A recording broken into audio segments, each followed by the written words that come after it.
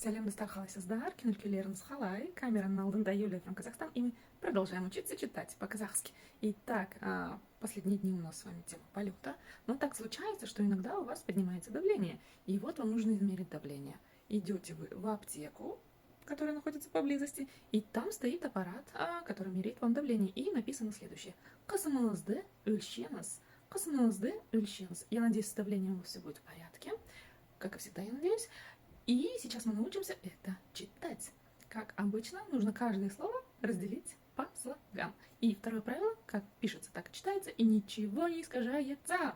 То есть пишется буква А, читается буква А, пишется буква О, читается буква О. Если вдруг вы поменяете буквы местами, как это иногда бывает в русском языке, то может измениться значение слова. Вот такая вот магия. Итак, читаем первое слово. Касымыңызды. Ка, са, каса, касыма, касымыңыз, касымыңызды. Если вдруг что-то не получилось, сейчас объясню. Буква «ы» везде читается очень и очень коротко.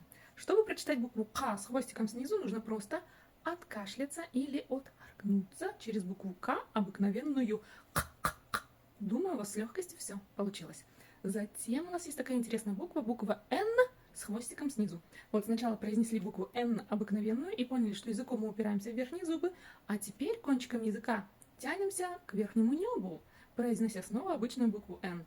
И вот в тот момент, когда вы не дотягиваетесь до верхнего неба, у вас и случается магия, и вы произносите букву «н» с хвостиком. Пробуем. «Н» и «н», «н», «н», «н», «н». Касымыңызды. Едем дальше. Өлшеңіз. Өлшеңіз. Өлшеңіз. Чтобы прочитать букву О с черточкой посередине, за основу нужно взять букву Ё. И вот когда мы произносим букву Ё после согласной, например, в слове пес, мы слышим именно звук Ö, который нам нужен в казахском языке. Поздравляю. Өлшеңіз. Буква Л читается очень мягко, как будто бы с мягким знаком, потому что впереди у нас что стоит? Правильно. Буква Ö, которая является мягкой буквой казахского алфавита. Палочка с точкой. Что же это такое? Это нечто среднее между буквами «ы» и «и».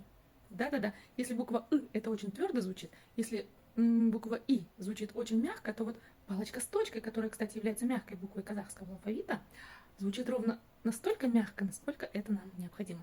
Өлшеңіз, өлшеңіз, өлшеңіз. Ну и теперь объединяемся целиком.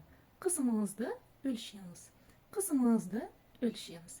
Ну все, дамы и господа, я желаю вам прекраснейшего давления. Пусть всегда будет 120/80.